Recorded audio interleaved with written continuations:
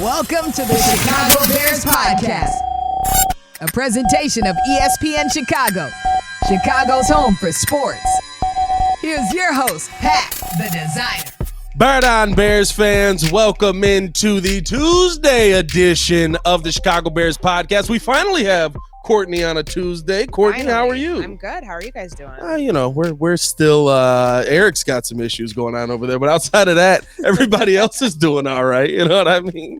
Got a lot to get into on this pod. Rookie mini camp has just finished, and Dan Orlovsky thinks that Justin Field might be an MVP. I heard that. So we got to break all of that down, get into all that. Hey, make sure you guys are liking the video, subscribing to the page, and drop a Bear Don in the comments. At least let us know that you were here. Big Bear Don action out here. Let's get into the show, man. First quarter. Justin Fields is an MVP candidate per Dan Orlovsky. He believes that he's going to take a Josh Allen type leap, which is basically going from like 3,100 yards to 4,500. So is there any way that this is the feeling around the Chicago Bears, that Justin Fields is poised to take that level of leap? Not around the team, because when you hear how Luke Getsy talks about his improvement, and I want to clarify this because I know that some fans took the comment from the Bears offensive coordinator and ran with it in a direction it wasn't supposed to go. When he said on Saturday that Fields is light years ahead of where he was at this point last year.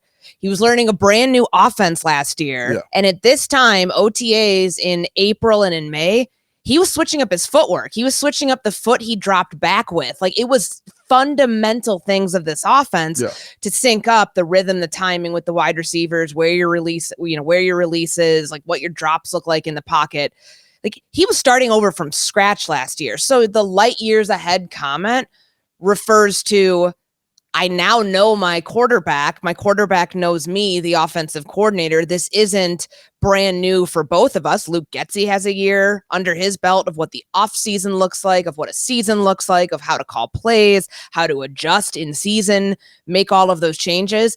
And Fields, within all of that, knows the offense, now has new players to work with, but isn't having to go from like the very basics of learning his ABCs in this offense. That's what that comment meant. So when I hear the MVP candidate comment, my first thought is, okay, this is off-season TV. This is what happens when we're kind of in like the boring phase. It's not like super boring because there are these storylines we can talk about and now see how teams are constructed with free agency over, the draft over. But this is like, wait until July, Pat. Like, there's this conversation, and can the Bears take the next step? Will they be the sleeper team in the NFC North? That's coming. So be prepared for it, because that's what we do when there's not games being played. And, I guess we can't just talk about the NBA playoffs all the time, as much as I would love to. But it's interesting because we have not gotten to see what Fields looks like yet. They're still in phase 2, which is the coaches being able to like just start working with the players. The first OTA date that will be out there for is May 23rd. So 2 weeks from today. And that's when you'll get to see, like, lay eyes on veteran squad mixed in with the rookies. And you'll get to see what Justin Fields looks like in person for the first time, throwing the ball to DJ Moore, throwing the ball to Chase Claypool, throwing the ball to Tyler Scott, what that receiving core looks like. And then we can start the overreaction whenever you want, after we actually lay eyes on him. But I think the projection's there that he's going to take the step. And going into year 3, looking at what Buffalo did, you brought up what was said about like the Josh Allen style leap. Look at what happened to him when they got him a number 1 receiver. Like, I saw that team in 2019. They were awful. Like, that Buffalo team, granted, they beat the Minnesota Vikings in one of the worst like upsets of regular season upsets, which is an absolute blowout. I saw them week 3 that year, and I think they were like 6-10. They were not a very good team, but the jump that he made when they gave him a number 1 receiver in Stephon Diggs via that trade was pretty remarkable in 2020. That's when you said, hey, Josh Allen's arrived. This is somebody who is going to be part of the quarterback conversation going forward. The hope is that Justin now can be entering that same conversation too. I'm not going to put him there yet, though. It's It's always my favorite part of the year when we just like overhype the smallest thing that we've seen. Like I saw the video. You said they were in phase 2 of him throwing it to DJ Moore, and I'm like, the footwork really looks great, and people are like really breaking down his footwork. Oh my And I'm like, gosh. yeah, but there's like, throwing routes on air, like calm down. There's no 300-pound man trying to kill him right now. You know what I mean? Like that's a very important part of football. And when you slow down the video and throw a music bed underneath it, everybody looks good. I would look good like running a route and not having a damn clue what I'm doing if you like put all of those things together. But yes, it's the footwork for him is such like they still talk about that as like, speed and accuracy with the footwork, getting that down pat. And like, I think that that's there, but now it's timing that up with your receivers, working with these guys so you have that chemistry and that connection. That's why so many receivers and quarterbacks get together in the off season, like away from the facility, to have these throwing sessions when you're trying to learn what they do really well and time that up with what your quarterback is still learning to do and helping him take the next step there. So like, that's the important part of getting those reps. The time on task is what you'll hear Matt Eberflus say a bunch. And it's not just lip service. That stuff is actually important. So those videos that you see and you'll continue to see populating from the Bears Twitter account and on social media, eventually there will be people in his face. Eventually there will be someone trying to dent the pocket, so to speak. But I think for now, at least they're in a good spot where everybody's there. Like this is an off season where we're not wondering, hey, is anybody not going to show up? Remember that was last year? Like we didn't know if Roquan Smith was going to be there or not. And to his credit, he did. This roster feels like they're all on the same page going into the rest of OTAs, and what the next 5-6 weeks are going to look like are really important for Justin Fields and making sure that he's got everybody there that he needs to work with and start incorporating more pieces into this offense. The Luke Getsy made a comment yesterday, 2 days ago, I think, in the press conference talking about Justin Fields, where he said a third of his rushing attempts were broken pass plays. I broke that down. I believe it ended up being basically 53 extra pass plays last season. You're talking about Justin Fields taking 360 plus pass attempts if he has an offensive line last year. Do you think that we'll see less of a running style, hopefully based on the fact that our offensive line is healthy, and that will be the thing that finally unlocks Justin Fields? Because to me, Justin Fields, right, the running quarterback, like we stick that on anybody that's like athletic and has to run. We don't break it down and, well, these are the reasons he's running. It's just he's running all the time. Well, would you rather him get his head taken off? Sure. Realistically, last season, Justin Fields would have had Jalen Hurts maybe a little less levels of running if he had protection back there. And he's always been a guy that wanted to throw football. Yeah, that's who he was at Ohio State. There's the hesitancy, though, when you are standing in the pocket and when you're still that's always been his thing of him staying in, like, time in the pocket, time to throw. Like, he leads the league with, like, the longest time. Like, that's something that they've wanted him to cut down on. That's something he's needed to cut down on. But that's something that was with him back at Ohio State. They knew that when they drafted him. You hope now that since you've improved the pass protection, since you've improved who he's throwing to, you say you can throw to a spot now. You can throw your guy open. That's the maturity of a quarterback maturing, and it's getting to see that process. We'll see it in real time by how those plays, those broken pass plays that are broken because he doesn't see something downfield. Maybe a receiver gets jammed. Maybe they can't get open. Maybe he doesn't trust the protection. Like, less of those sorts of plays, because you're still going to see them utilizing his legs. Of course. I think it was against either Detroit or Miami, one of the November games where he went like back-to-back weeks with like 170 something rushing yards. There was one broken pass play where he like tuck it. You can see him like thinking in the process. I think he was running down the Bears sideline into the north end zone for a touchdown. That was like maybe like a 50+ yard. Where he steps out at like the 3, right? Or something like that. You can, I think it's that play. I mean, you can like see him processing. I should probably be throwing it here. I actually think it was like a really good, I'm like trying to remember what the protection was. I think Alex Leatherwood was in the game because I'm like picturing this in my head right now. And they had a really good block for him from the right tackle spot. But you can see Justin almost like thinking, all right, I should probably throw this, but whatever. Like, I've already got the advantage here. I'm going to run. And in what he saw downfield, it worked out. And that's fine. But you hope for his sake with his legs and with, just exposing yourself to getting hit and anything like that, that you have less of those plays now that you actually have protection that you can trust, receivers that you will have better timing, and you have a more defined receiver room. Like, they're not dealing with a group of receivers that we're at the bottom of the barrel, like in a bunch of slot receivers that you're trying to make something into something that they're not. Like, that should all help him because he's in a spot where they've dedicated a ton of resources to making him a better quarterback. Now he's got to go be a better quarterback in that sense. What is it going to take? What's the threshold that you think, right? Of course, wins are going to be the most important thing. The Josh Allen leap, where people are talking about, like, they went 13-3 that season. That helps a lot. Sure. But what do you think the threshold is going to be for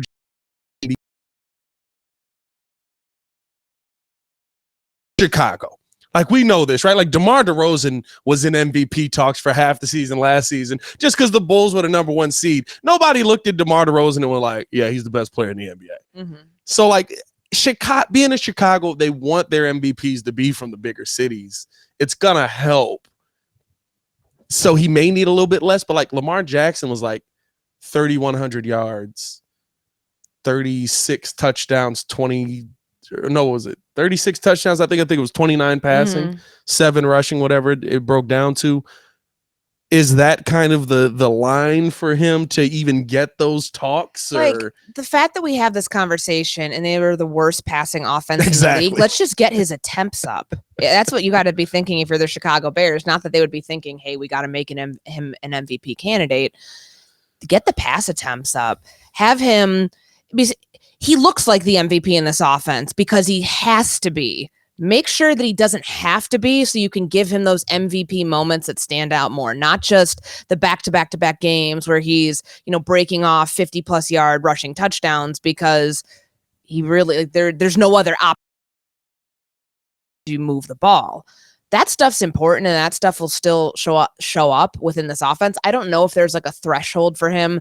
Like, it has to be more. I mean, he was finished like what, 6, how many yards away from Lamar's rushing record last year? I think if he'd have played that last 18, game, I think he would have ended up getting, what was it, 60 yards, 60 something. yards? Yeah, like those things all factor into like what we would be talking about, like him as like a serious MVP candidate. Like, because to expect this offense for him as a passing quarterback to go from where it was last year to make like a jump where he's throwing for like 4,000 yards, it's kind of a stretch. I remember Josh Allen doing it because Josh Allen, the season before, he threw like 3,600, something like that. But I remember just seeing him like throw 4,500 yards. I was like, what the heck happened? But it literally was, hey, we're going to protect this guy and get him a receiver. I don't think the Bears have ever had, correct me if I'm wrong, 4,000 yard quarterback. Like, so, I mean, my God, if he's the first to do it, then of course he ends up in the conversation. He's an MVP at that point. Like, just because of the history and the lineage of quarterback futility, which is not a great thing in this city and with this franchise, but that would certainly make an interesting conversation. I just think if you're projecting this thing out, look at the field. Like, if you're taking Justin Fields versus the field is Patrick Mahomes. It's Jalen Hurts. Who knows what Aaron Rodgers is going to look like in this new offense? And there's no Pat Mahomes fatigue out here. No, there's not. Like everybody when the old guys are like, hey, I think this might be the greatest quarterback I've ever seen in my life. It's like, oh, really? You got him over Roger Staubach, do you now? Yeah. And that's who he's competing against for the quarterback award. No running back, no receiver's ever going to win the MVP. They might as well just call it like the quarterback award. But that, like, I do our MVP file every season. Like, we start like week 6, we go 6, 10, 14, end of season. Like, we wrap one up and then we do like a final breakdown. So we do our voting. We have like a panel of 10 of us and we go like way in the numbers. And so I get to like see these guys up close, and they're the moments I remember last year, like, hey, Fields had a great game. Like, Fields has had that stretch after the New England game where his numbers were good. The team, and I mean, they were putting up like 30 points a game. Should he enter the conversation? And I remember there was a time that he was a just missed candidate for us. Like, by the time I was writing, this was probably like week 10. Consideration, but not like yeah, he's actually in the mix. Yeah. Like people will be considering that. Maybe the offense takes the jump that they expect it to. That's very realistic that he would be talked about in that way. But gosh, he's got a lot of really good competition in the AFC among the quarterbacks. So maybe because he's in a less crowded NFC, maybe. It's going to be an interesting series of topics. He got one vote last year, right? For MVP? Like actual voting. I thought he got one vote. Like maybe it was I forget how they tier the MVP, but like maybe it was like a bottom vote. But I thought somebody like threw, and I was like, all right, don't throw me the consideration bone out here. I think there's 50 voters because it's the AP NFL MVP awards. There's 50 people who vote. I don't have an official vote on that. Like ours is our ESPN poll that we do with our analysts. But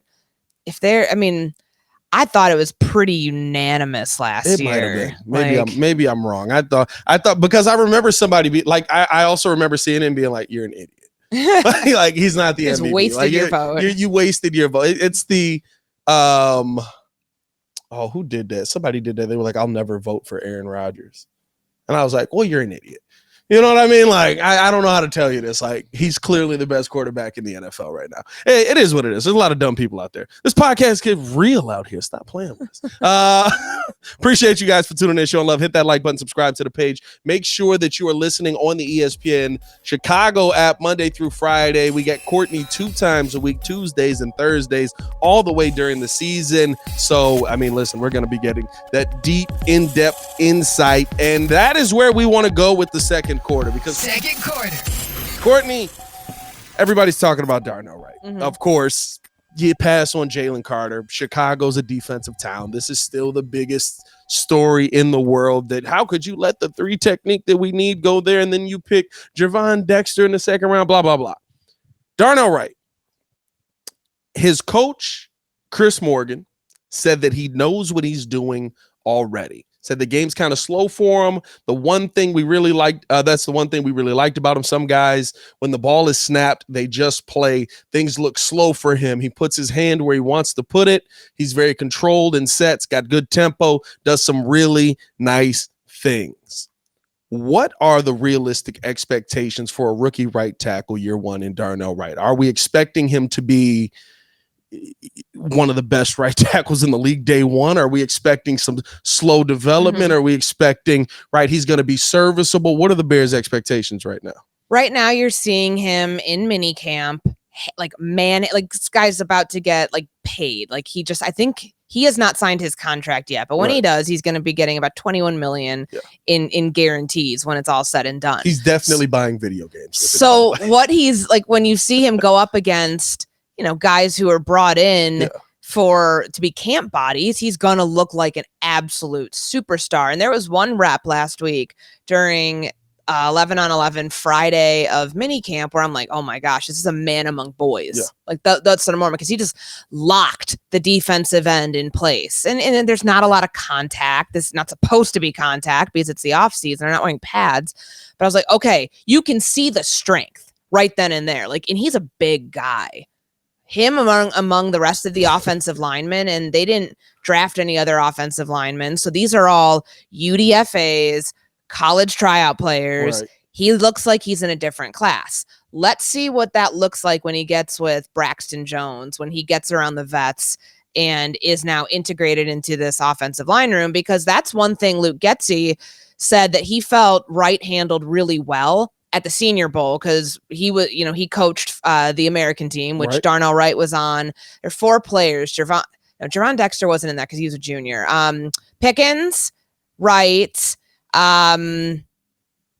was Broshawn Johnson in there too? And then the quarterback was in there, quarterback was in there. Bajent, the one who the D2 quarterback. Okay. So he had 4 of these players. And so he spent time in that offensive line room with Darnell Wright. And he was talking with him about the hardest transition really for any rookie is being a rookie in the offensive line room, because of all the veterans you're around, having to play at their standard, having to work at their standard, carry yourself at their standard. There's just a lot of extra stuff that goes into that.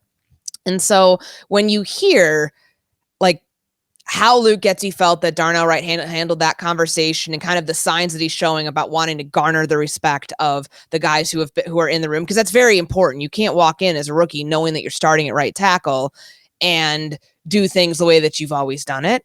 But then also hearing how Matt Eberflus said, like, his football intelligence, like his ability to retain information, and just kind of like it's not, hey, he's coming in here, he's got a long way to go. Like, we're going to talk up the rookie, but he's still got a long way to go.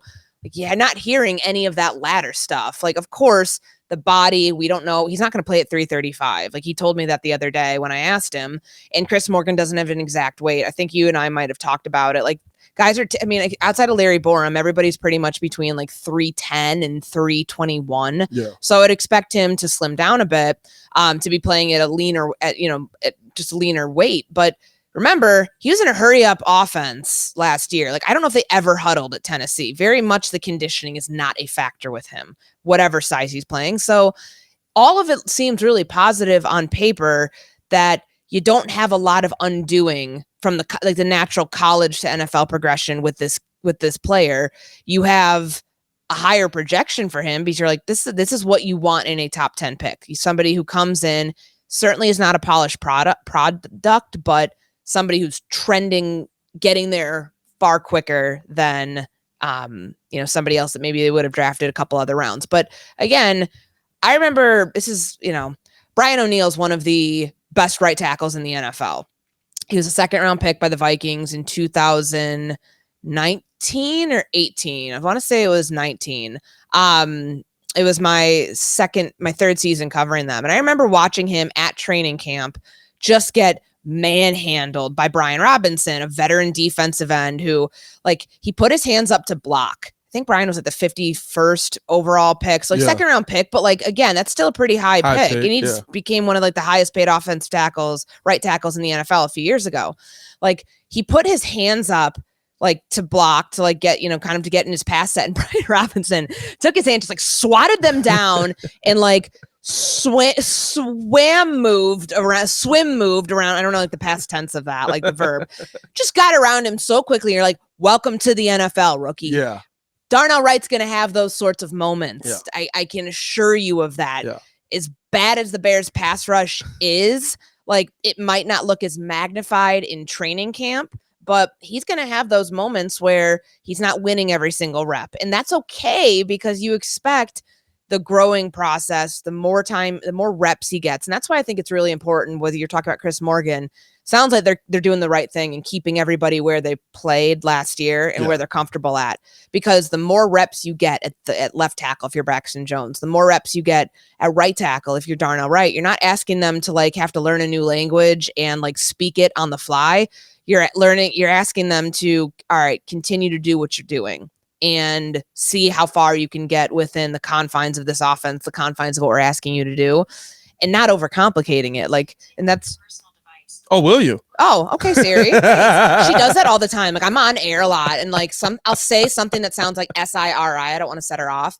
And it'll like, it'll pick up on my microphone and like go out over the air. I'm like, great. Like, I don't know what I said. Like, it'll start like, sorry, but no. I mean, I think for him, the praise seems warranted right now. Granted, it's still very early in this process. I'm eager to see what he looks like just from a physical standpoint when he gets around the vets, when we're out there in 2 weeks, and then like how he handles, what like an actual NFL pass rush is going to look like. Yeah, absolutely. It's when I hear them talk about a lot of the players that they've got in the building now, it does excite me, because I feel like we always hear, right, if a guy's right, he's a development guy, or he's a piece that like maybe you feel like, okay, maybe we drafted this guy a little high. It's just like, we got some things that we can really get into, and he's still got some time, but we'll address a lot of that in OTAs and train. But like, I feel like with Darnell Wright, with even why am I blanking on the Roshan Johnson? The first things that they're just like, man, these guys, they have a understanding, like they've been here before. This is not a new process for them. The way they talk about Roshan Johnson, you would have thought this guy's a 10-year NFL vet. Maybe some of it's hyperbole, but like, my goodness, I've never heard a staff from like the scout who we talked to, John City, who like was his area scout, to Matt Eberflus and Luke Getsy, just, you know, the way they're talking about this guy, it would lead, and even like Richard Hightower, their special teams coordinator, like we're already projecting this guy's like the number one back in this offense, more or less, just by the rhetoric around him. And he very well may be, but wow, like I don't want to tell anybody like pump the brakes, because he very well could be the real deal. They drafted him in the 4th round for a reason. They moved back, but like not far enough where he would be out of reach. That's pretty remarkable. I'm pretty all in on he's going to be our starting back, mainly for what he does on the field, right? Like I think that he is the other 3 backs we have on our team in one. He can pass block, he can catch out of the backfield. He's a good runner, right? Everybody's like, oh, he doesn't have breakaway speed. Neither did David Montgomery. And we loved him for 4 years, right? Like, you don't need breakaway speed to be the number 1 back. But the thing that I noticed, and I think you might have asked the question about you know, kind of what you guys are seeing from Roschon, and every one of the coaches like doesn't start with football. They're just like, this guy's the last guy in the room. He's always trying to break down. He's good at running the football as well. Sure. Like he also can run, but like he's a leader. He's a real, and I'm just like, is this like our number 1 bet? Like, is Khalil Herbert getting traded in week 3? Is that what we're heading towards here? I mean, the story that Richard Hightower told about Roschon Johnson cleaning up the water bottles in the meeting room the other day. I mean, of course, like you look at that, and I don't know how much stock you put into something like that, but it does. It's the little thing. It's the little things. I mean, I don't know how much stock you put into that about how good he's going to be as a football player or not. Very clearly, like they see the projection there, the lack of wear and tear on somebody who started 5 games of 47 career games at Texas. That's really important too. But culture's such a big thing for this team and what they're trying to build. Those are the little things that get you to the next step, that help replace the void that you lose in David Montgomery, who they wanted to keep, but just they couldn't get the numbers to work to where, you know, the offer that they gave him, to my knowledge, was very much, if not the same, on par with the Detroit Lions. So I don't know what the like breakdown was there. Right. But I was worried for a while, thinking, okay, what does this running back room look like? Because not saying that Khalil Herbert can't be like the leader of that room. I think he very much can. And Deontay Foreman is a vet in this league too. But losing David Montgomery is a sizable thing. That's no small thing. He and Justin Fields had a terrific relationship. Montgomery has been through, you know, the roller coaster ride that was this team since he was drafted in 2019. How you replace that is bringing in a high character guy, and some of the stories that you're starting to hear about Roschon Johnson lead you to believe. I mean, the term pillar of the franchise was used before like he even got on the Zoom call, like to talk about being a Chicago Bears. So I think all of that stuff is good. I mean, granted, it is May. We'll see what if any of this stuff pans out. But like the fact that coaches are seeing it now leads you to believe, okay, there's something about this guy that they believe will actually like pan out. Well, and that's the thing I love. It's not right. Like it's not. I always think back to the Hard Knocks episode, and I think it's since the podcast has been proven right, where you see Jarvis Landry like in the meeting room and he's yelling at all the guys, and he's like, we got to dig deep and fight hard. And it's like the middle of the season. They've lost like 4 games in a row. And it's like, were you just acting for the cameras? And he was like, yeah, I was. Like it doesn't feel like that. It doesn't feel like this guy's just doing this because now he's on the Chicago Bears. When you hear about what Roschon Johnson was at Texas, they said Bijan Robinson was the lead back, but it was Roschon's room. Yeah. And that like people, like when you'd walk into the facility, and of course Bijan grabs the headlines, but it's Roschon that they're talking about, like in terms of the leadership, in terms of, you know, what he meant in that football facility, first guy in, last guy out stuff like that. It's a good sign. It's a very good sign. It's good. It's good to see it this early, that it's actually a part of his personality. Well, as we get here to this part of the show, this is my favorite part of the show, because it's the part where we get to promote, get to be a little more personable. We don't have to just sit here and break down the Bears. Courtney, welcome to halftime. Thank you. I'm so happy to be here at halftime. We've made it halfway through the show and we haven't gotten kicked off yet. So I want to remind people, because I'll be promoting this over the next couple months, the Vaughn McClure and Jeff Dickerson Foundation. Our event this year is June 21st at Tao, Chicago. We had an awesome time last year. Like, I had never been to Tao. This is my first time. And it was like, I was expecting like the club of Tao, like, you know what I mean? Like, but this was in the club part. The bar is beautiful. Like, they just did such a wonderful job honoring both of these awesome human beings. 6 to 10 p.m., June 21st. Last year, $200,000 was raised for a multitude of causes that meant a lot to JD and to Vaughn. And so you can get your tickets. I always say this wrong, so I'm going to make sure that it's tvmjdfoundation.org. Buy your tickets. And if you have auctionable items, because we do a silent auction every year, like if there's any like sports memorabilia, like any like experiences, trips, stuff that you want people to bid on, like please like reach out to like tvmjdfoundation.org. Go, like there's a place there where you can like volunteer to like donate items. We are looking for a lot of stuff. Like it's always, there's like somebody won a Patrick Wisdom signed jersey last year. It was awesome. That was one of our highest grossing items. There's always like bear stuff too. Like it's just a really cool event. I hope to see a lot of people there. I know a lot of people from ESPN 1000 come because like JD was family to all of us here. And so hopefully we have a great turnout again this year. I mean, it was such a great time last year and I'm excited about it. I didn't get an opportunity to meet JD. I met him once. I met him at training camp and just literally walked up and was like, "Hi, I'm Pat the designer." He was like, "Hi, I'm JD." And I was like, "I like what you do." He was like, "Thank you." He's the best. So that was the absolute best human What ever. would an event like this mean to Jeff Dickerson, seeing as how many charities there were? Yeah. I mean, the outpouring of support for this event and like seeing where we started it when it was the Vaughn McClure Foundation back in 2021. And, Jeff emceed that while very much not dealing with, he was dealing with cancer. He wasn't doing well in that moment. I remember he like just crushed it on the mic that night because I think Waddle got stuck in the city. He was supposed to be coming up there, but like he was in traffic. So like Jeff like just killed it on the mic as usual, like he just always did. And it was so cool seeing my ESPN colleagues, especially all of us from Bristol, our NFL Nation group, come together then, and then to make this event bigger now that we've combined with Jeff and with Vaughn and like all of their causes, everything from the journalism scholarship at Northern Illinois, and then of course the mental health research and causes that like the money goes towards. There's so much there.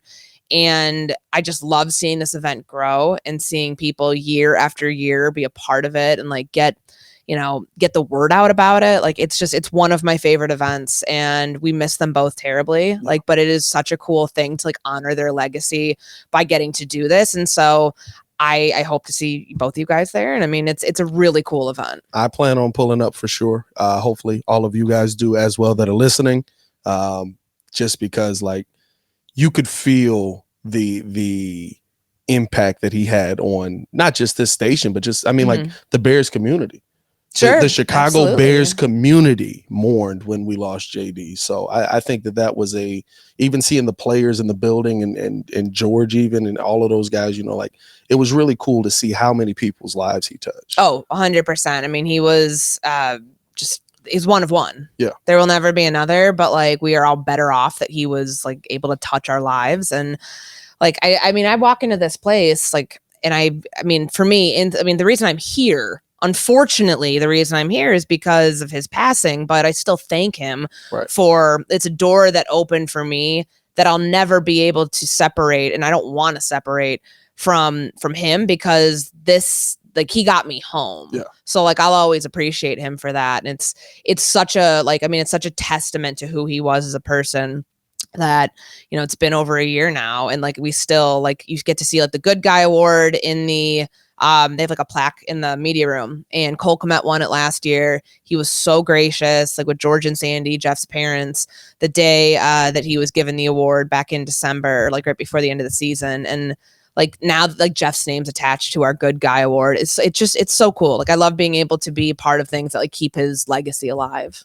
What's that website one more time for the people out there? Let me say it again so I don't say it wrong, because I almost said it wrong last year on TV. And we'll drop it in the description as well. tvmjdfoundation.org, June 21st, 6 to 10 p.m. over at Tau Chicago.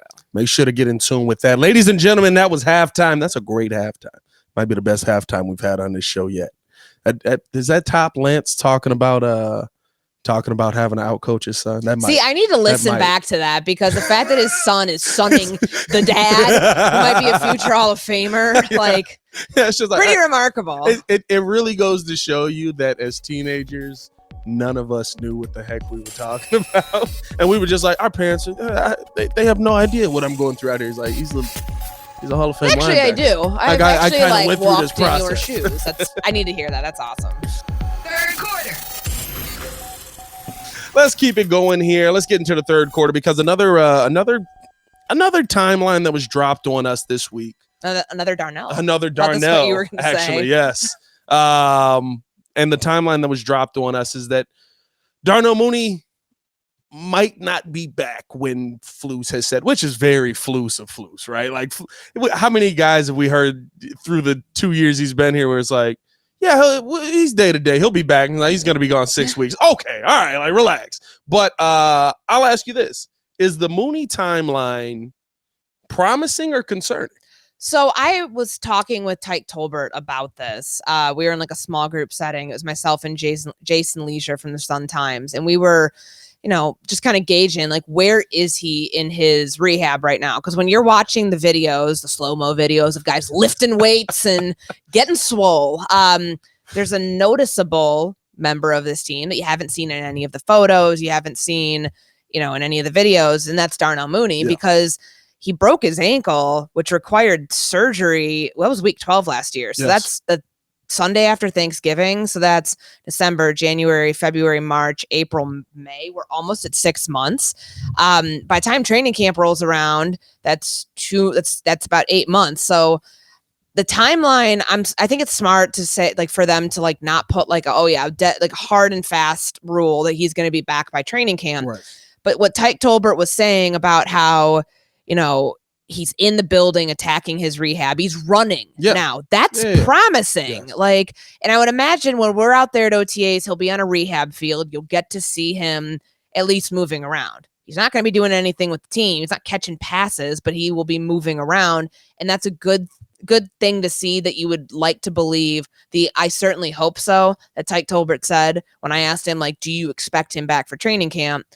That's trending in that direction, because that's important. You need to integrate him into this offense. I mean, he knows it, obviously, but he's gonna have a different role with DJ Moore and an off season for Chase Claypool. Like, Mooney can go thrive in the slot again. This could be a really big year for him, where he doesn't have to be a number one, but think about the season that he had in 2021 when he topped 1,000 yards. Like, that could be.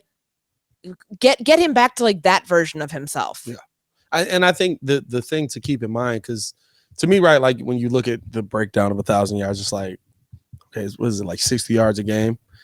If a guy's getting 60 yards a game, it's probably not your number one wide receiver. But as a slot guy, that's great. You've got a guy that you can count on being underneath for Justin to go to. I think that you add that in with what Cole Kmet and DJ Moore and Chase Claypool are. Hopefully what Chase Claypool is. I'm still big on Chase. I don't know. We'll see. I'm really concerned, because I have a video on my personal podcast, The Windy City Breeze, where I literally say, like, y'all left Chase Claypool in Pittsburgh to die, and this is the result. And a week later, Ryan Poles traded for him. Mm-hmm. So I've been told that I'm the Poles source because I look like him. You said I look like Sam Mustipher last time, by the way. Okay, were you insulted by that? I wasn't insulted, but it threw me off. And Danny was like, did you bring that up? No. So, like, I just remember, like, when I found out we were doing the podcast, I'm like, who does he look like? I was like racking my brain, because you had glasses on in a photo. I don't know if those were those glasses or something else. You guys tell me. Like, does he look like Sam Mustipher or Ryan Poles? I gotta take the hat off now. See, I mean, like in this, I would say Poles. Now that you said Poles, the stomach is Mustipher for sure. Like, the stomach is Poles is doing crunches. Like, I mean, maybe a mixture of Sam Mustipher mixed with, if Sam Mustipher and Ryan Poles had a baby, that could be you. That is a concerning child. Both offensive linemen, though. Both offensive linemen. Find the common ground. I really want to know. You guys need to leave something in the comments. Who does Pat look like? Because like you could, I mean, Ian Cunningham and Ryan Poles get like mistaken for each other all the time. Which is that's hilarious. a different thing. You know, somebody called me Jonathan Hood as well. You know what I mean? Like that's a different thing altogether when you really break it down. They look nothing alike. If we're being honest. I know. All right, but no, you guys need to let me know. Like, who's Pat's doppelganger? Remember we used to do that on Facebook? Put your doppelganger out. Oh man, Ryan Poles or Sam Mustipher or option C. Which option you guys C. Can let us know. The educated brother from the bank is option C. Y'all that's a deep cut. Shout out to y'all. No, I think that I don't even know what point I was making before I brought up Sam Mustipher. We're talking Mooney. We're talking Mooney. Timeline. Ankle. Just throw out some words. And see I appreciate all of anything. them. This probably won't connect, but hey, let's keep it going. So here's the thing. Oh, I do know, because I was talking about Chase Claypool. Yes. And what his role could be with this team. Darnell Mooney, to me, I think that this is going to be one of the most important training camps for him, even though he does go back to his original position, because he could be the number 2. He could be the number 3. He could be the number 4 option on this team realistically if he possibly misses training camp. Now, not as a wide receiver, but I think that a guy like Tyler Scott coming in here, who I think is going to be a deep shot target for Justin. Yes. That could be another guy that's able to garner time if Mooney's not on the field. I think this might be his most important training camp as a Bear. You're right. And because, I mean, his contract too, like, he's going to be eligible for an extension soon. So this is his year to show, like, I need to be part of this team going forward. Like, I am a necessary piece in this offense. And he and Justin Fields going, like, let's just go back to last year.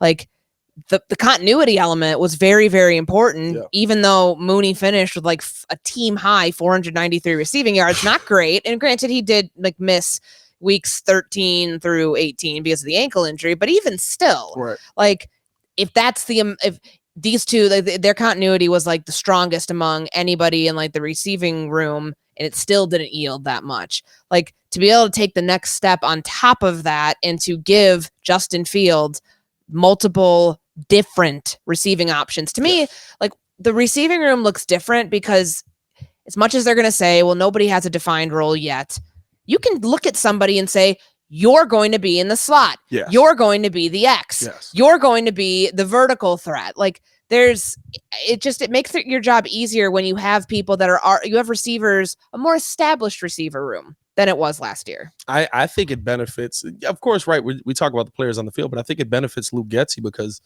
he's not holding back anymore. You can open up the playbook. Literally. I can't I can't call this because Byron Pringle's not going to catch it. Yeah.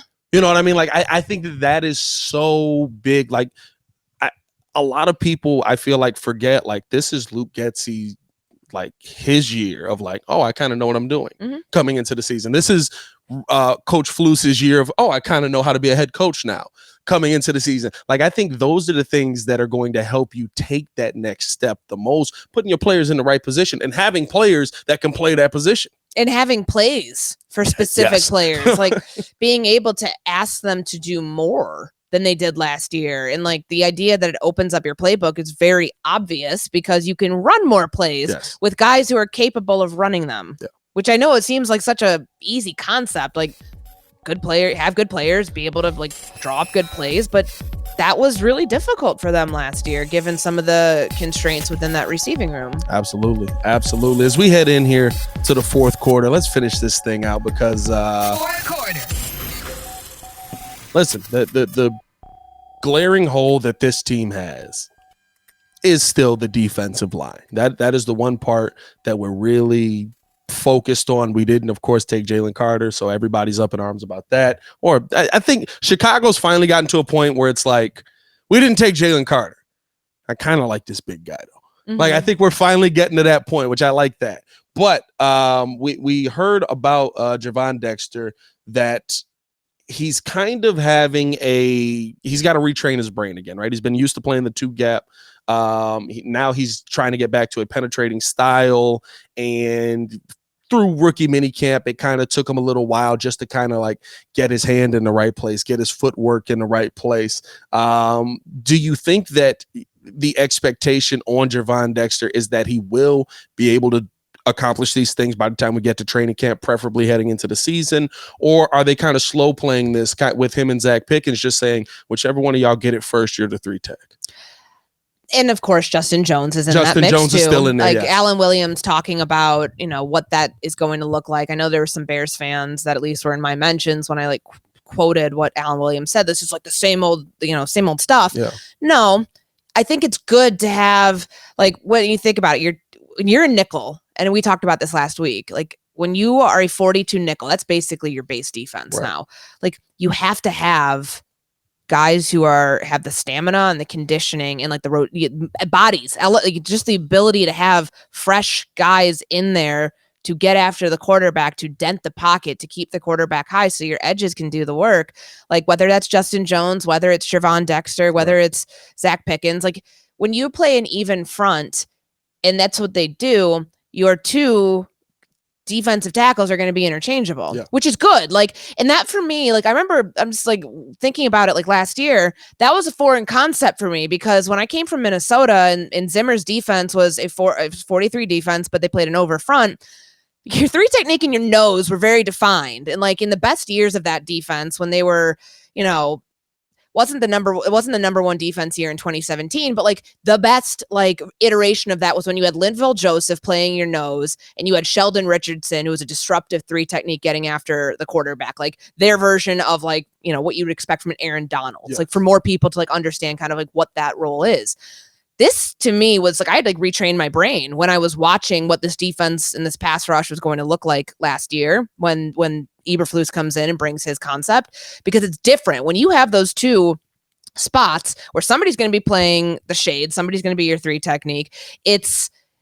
They're a lot more interchangeable, where they do a lot more of the same things than different. And so that's good, I would say, for them to have been able to spent day 2 of the draft getting 2 guys in that they believe will really help the interior pass rush, because quarterbacks you'll talk to all of them, like when they feel pressure coming up the middle, like that really throws guys off. So Bears didn't have much of that last year. And we didn't have the middle, we didn't have the outside. No, and to prioritize that over the edge, I know that there are some people say, well, maybe that's kind of doing things backwards, because you think of edge rushers, you think of the big expensive defensive end who comes off the edge and like rips through the tackle to get to the quarterback. That's important. But like being able to push the pocket's really important too. So whether Gervon Dexter can do that in year 1, I mean, they did spend a 2nd round pick on him. Yeah. Like, and I know some people might have said that's an overdraft. He was, junior coming out, like his production wasn't there, like 2.5 sacks last year. Look at the pressure numbers that he generated over the last 2 seasons from the 3 technique position. It was like the most of anybody who played the 3 tech position in the SEC. It was 12. So he's got to turn those pressures now into sacks. And I asked him about that.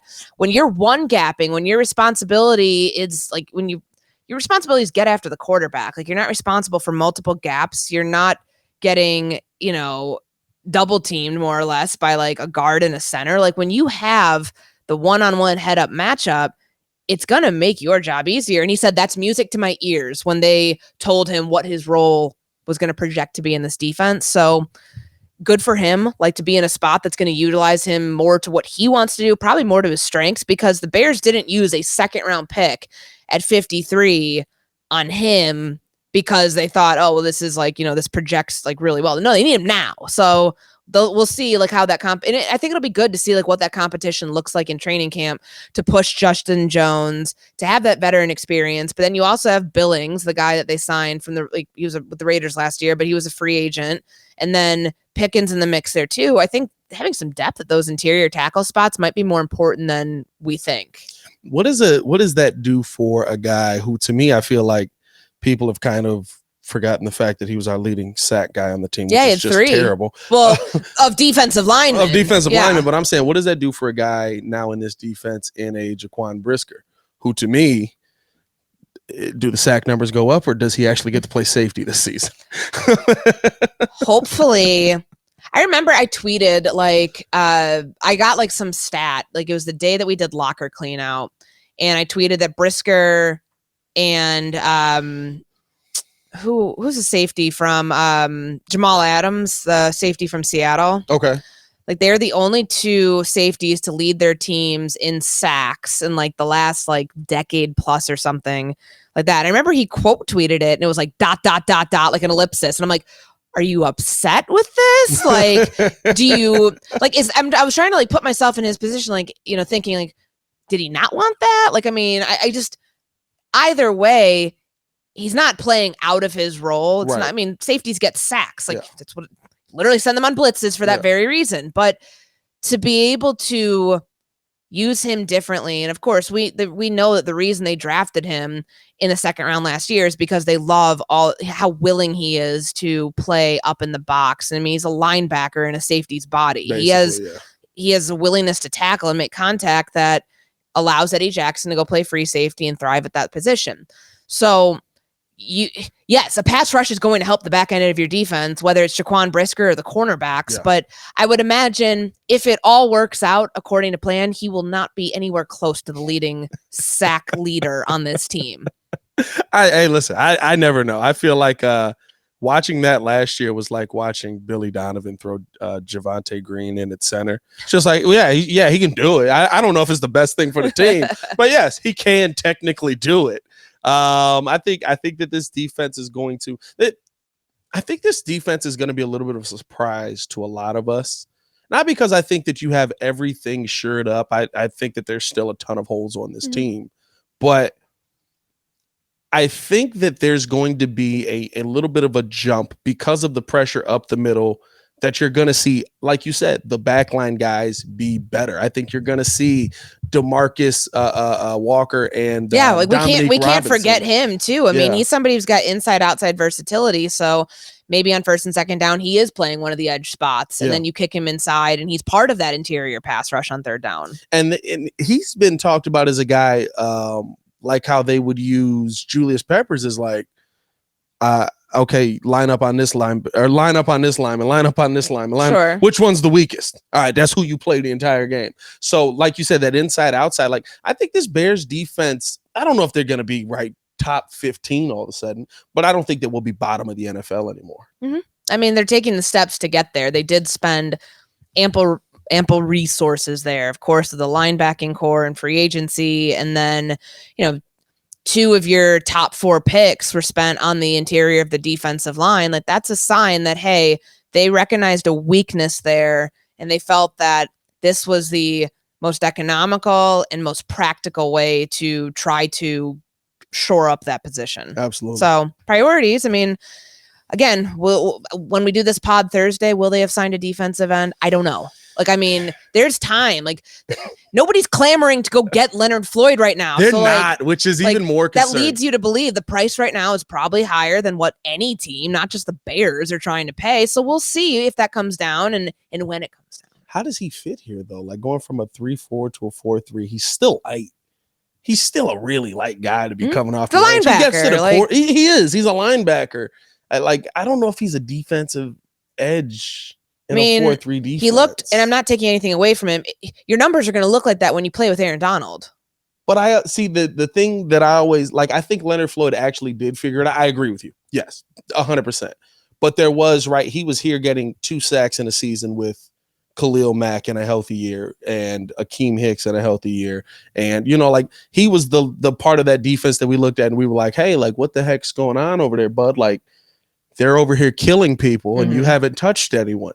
I do think he figured something out in LA. I just don't know if all of a sudden, like with how Poles has done things, it's like, I see how this guy fits. I see how this guy fits. I see how this guy fits. I like Leonard Floyd's numbers. I don't know if I exactly see how he fits on this team. I mean, it's a different defense than what he played in last time he was in Chicago. Yeah. So the belief there would be he would be able to play a position more effectively coming off the edge instead of, you know, as in a 34 as an outside linebacker. So we'll see. Right. I mean, could be him, could be anybody else. I'll obviously, take a Yannick Ngakoue. Yeah, it can't be at the current version like they need to add. So, and they have the money to do it.